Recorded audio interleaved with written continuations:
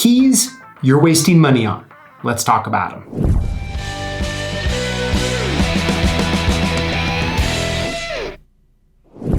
When it comes to key blank part numbers and keys, well, there's so much nuance and so much stuff that's close. Is it close enough?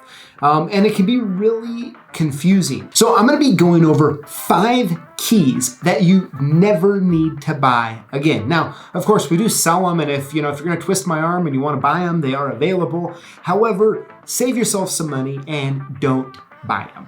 All right, now the first one up here is actually really popular. And the key blank is a IN8. Now, this IN8 key that you see here is essentially identical to a Y11. And the better part is the Y11's even less money. So as you can see, with them sitting side by side like this, there's essentially no difference. I have personally never found a situation that a Y11 key wouldn't go into something that called for a IN8. So take that IN8, get it out of here, and use the Y11. Now, next up here is a key that I've picked on before, but I really want to make sure that you get the point. And that key is the FIC1. Now, for the longest time, the FIC1 was a very good key to stock. But over time, the design ended up changing and they had to make a longer version of the key. And that is the FIC3. So there is no need to stock the FIC1. Get that FIC1 key out of here and use the FIC3. Now let's shift gears a little bit into some automotive keys. See what I did there? Now the first one up I want to talk about is a GM key. And the key is a B89. Now, this key you'll find in your key blank reference books. This key is going to pop up and it's going to be called for. But in reality, you can use the B86 key in its place. It's only just a little bit longer, hardly really noticeable in most circumstances, and it'll really allow you to cut down on a key blank. So out with the B89 and in with the B86. All right, now let's talk about a Ford key, and that Ford key is the H54. Now, the H54, once again, there'll be certain makes, models, and years that'll pull up that will say that that's the key that's called for.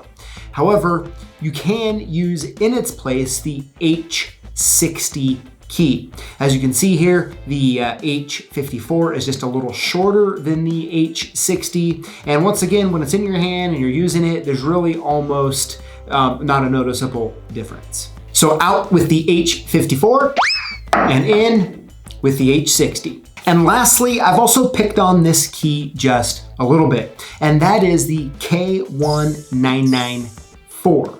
Now, similar to the FIC1 and FIC3, as the design of the door locks in particular changed on the Kenworth semis, the K1994, although it might work in the ignition, is not going to fit all the way into the door. So because of that reason, there's no good reason, in my opinion, to stock that key. Instead, you're going to want to use the K1195, and not only will it work in all of the newer stuff, but it will work in all the vehicles that are using the K1994.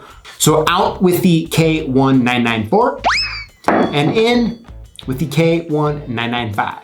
So do yourself a favor and save yourself some cash by not buying this milled brass. But really, I would love to know what you think in the comments below. Do any of the keys you disagree with me on a little bit? Let's talk about it in the comments. Or even better, if you have any keys that you want to add to the list that you no longer need to buy, I would love to read about it in the comments below. Okay, start with a little intro here and let's have some fun. Let's do it.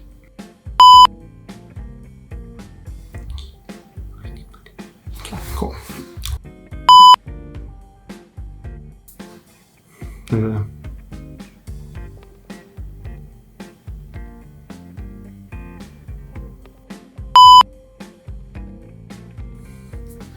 Yeah, might be good. Keys.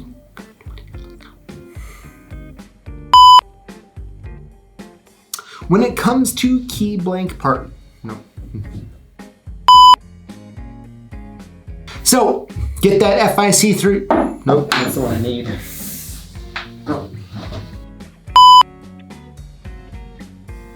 That doesn't make any sense.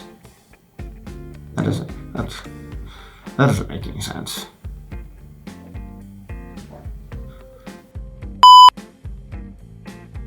So out with the B86. No, B89. So do yourself a can't talk all of a sudden. Congrats, you've made it to the end. Now, I want to make sure that when you are commenting on our videos that you include the hashtag Lockboss. When you do, you automatically get entered in to win one of 5 free prizes we give away every Tuesday live here on YouTube. So I look forward to reading your comment and responding soon. Until next time.